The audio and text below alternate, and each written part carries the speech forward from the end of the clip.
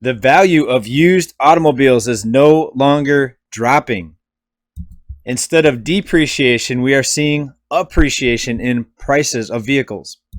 And maybe even this vehicle right here, this truck that we see driving on the beach right here, maybe that price is even rising. Hey everybody, my name is JJ. You're watching Bull Boom Bear Bust. It's Saturday, June 12th, 2021. Yeah, wow. So let's talk about this upside down world where used cars are no longer depreciating. And in fact, even while you're driving them and adding miles and more wear and tear, the prices could be increasing because of the several factors here that we're going to talk about today. And first of all, I would love to drive this truck and I would love to have this truck, even if people laughed at me because of the way it looked, as long as it runs good. And think about it. You wouldn't have to worry about it getting dinged or dented because it's already pretty rusty there, pretty beat up. And a lot of mechanics would tell you that these are a lot easier to work on versus some of the newer, more modern vehicles. And today we're going to talk about also auto parts. Prices are rising for auto parts. So more people are choosing to try to repair and fix up the older vehicles.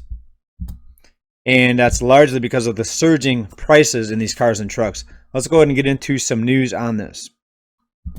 A recent Forbes article summed this up very well. Used cars getting more valuable over time. The world turned upside down. So normally when you buy a car, even a new car, it depreciates pretty quickly. As soon as you drive off the lot, in some cases, 10 or 15% drop in value of that new car if you buy a new car. And for a lot of cars, that drop might be even bigger than just 10 or 15% when you drive it off the lot.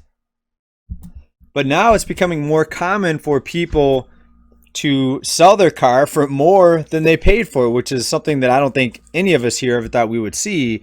Now, of course, with homes, we've talked about that as homes get older, instead of dropping in price because of the housing market bubble, rising home prices have created that situation with homes where you sell an older home and for a lot more than you paid for it.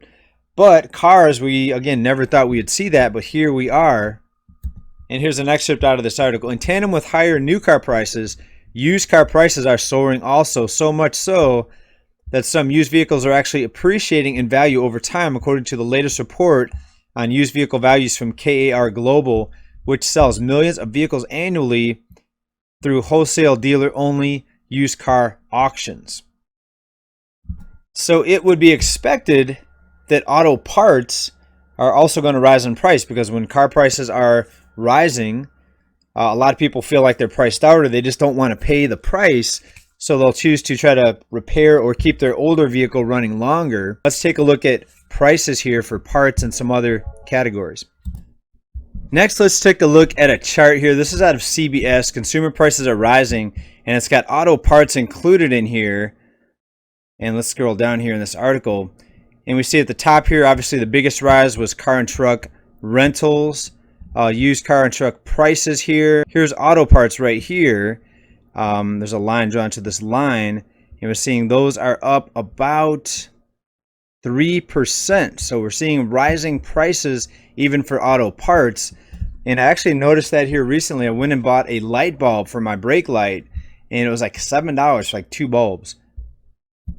And it was a car parts store. I was in a hurry. I didn't want to go to Walmart or someplace else like that, a big department store. I just wanted to run in and get it and get out. So I paid an extra price, but I didn't really compare it to any previous purchases. But to me, it just seemed like it was really high, and that led me to take a look here. And sure enough, prices are rising for auto parts. So it tells us that more people are choosing to fix up their older vehicles. I think that's part of it, but also a lot of the parts are manufactured overseas. And with the situation here that's been unfolding over the past year and a half, and the supply chain disruptions, that also plays a part in it. Now, speaking of supply chain disruptions, we're going to talk about the chip shortage here in just a few minutes. But first of all, just to finish out this chart here, we see appliances are up about 8% year over year.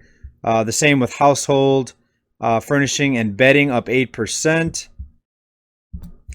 So it's in most places that you look, it's higher prices.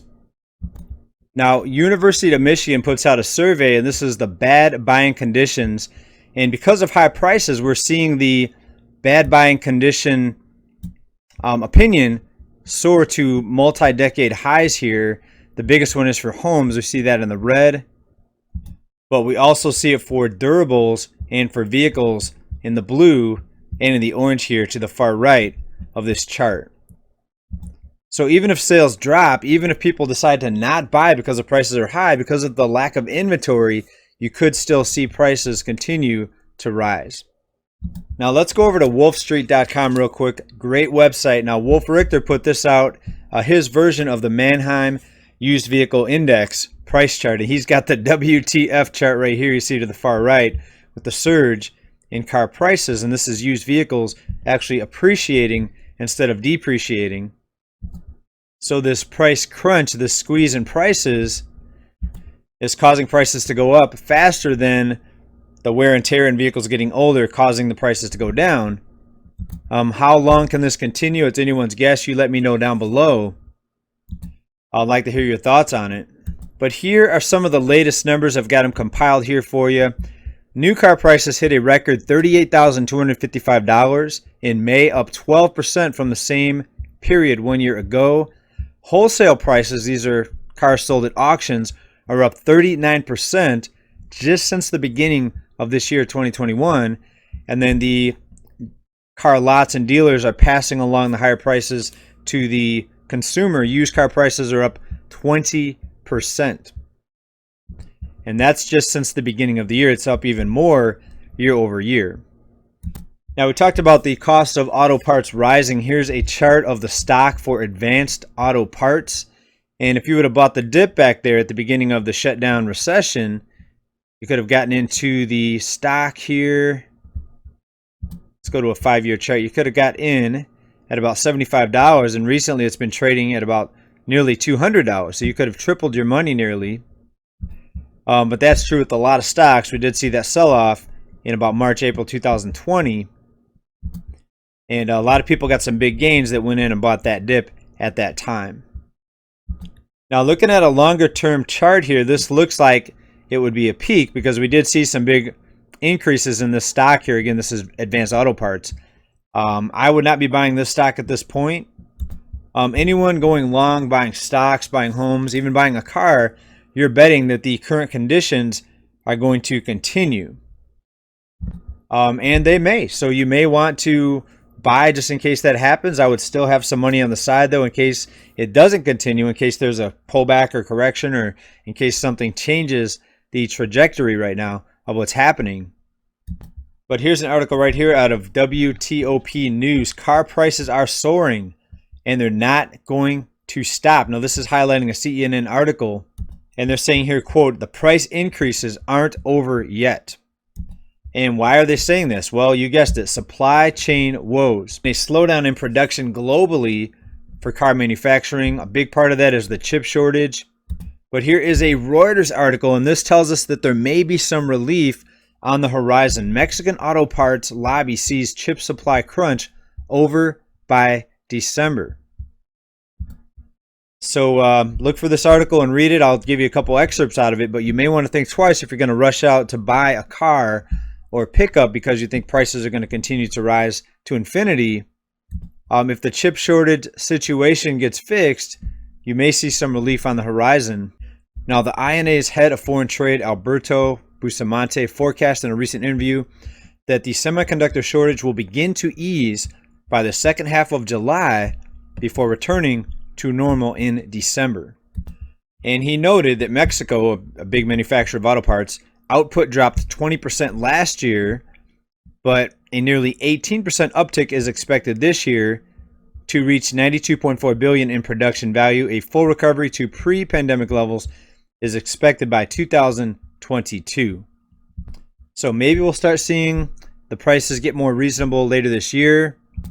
If they don't drop, maybe they'll level off. We'll have to see. But everybody, be wise out there. Hope you liked this report today. Let me know what you think down in the comments.